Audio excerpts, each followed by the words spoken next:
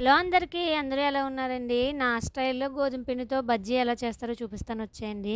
చాలా సింపుల్‌గా అయిపోతది. నేను ఒక పెరుగు ప్యాకెట్ తీసుకున్నాను. మీరు ఒక బౌల్ పెరుగు తీసుకోండి. అందులో కొద్దిగా అంటే కొద్దిగా వంట సోడా, కొంచెం ఆయిల్ ఏసుకొని ఒక 5 మినిట్స్ ఉంచండి. నెక్స్ట్ అలా అయిపోయిన తర్వాత ఒక కప్పు పెరుగుకి 3 కప్పులన్నర గోధుమ పిండి వేసుకొని మంచిగా ఒకసారి మిక్స్ చేసుకున్న తర్వాత వాటర్ వేసుకుంటా ఇలా కొంచెం టైట్‌గానే మిక్స్ చేసుకోండి. తర్వాత లూజ్ అవుతది. అది ఈలోపు కొంచెంసేపు ఒక అరగంట పక్కన పెట్టిన తర్వాత ఈలోపు ఆయిల్ పెట్టుకోవాలి. ఆయిల్ బాగా హీట్ అయిన తర్వాత మంచిగా బజ్జీలు ఏసేసుకోవడమే. టేస్ట్ అయితే బావుంటది. చాలా బాగా వస్తాయి కూడాను. ఎందుకంటే మైదా పిండితో కన్నా గోధుమ పిండితో చాలా వస్తాయి. నేను ఫస్ట్ టైమ్ ట్రై చేశాను. నెక్స్ట్ టైమ్ మళ్ళీ మీకు వీడియో తీసి చూపించాననమాట. ఫస్ట్ టైమ్ ఒకసారి ట్రై చేసిన తర్వాత. టేస్ట్ అయితే చాలా బావుంది. దీంట్లోకి పల్లి చట్నీ అయితే ఇంకా బావుంటది. ఇంక మార్నింగ్ బ్రేక్‌ఫాస్ట్ కాబట్టి నాకు కొంచెం హడావిడిగా ఉంటది. అందుకోసమే ఇంక ఫాస్ట్‌గా బజ్జీ అయితే వేసేస్తున్నాను. మాకు ఒక్కొక్కళ్ళు ఒక్కో టైం తింటారు కాబట్టి.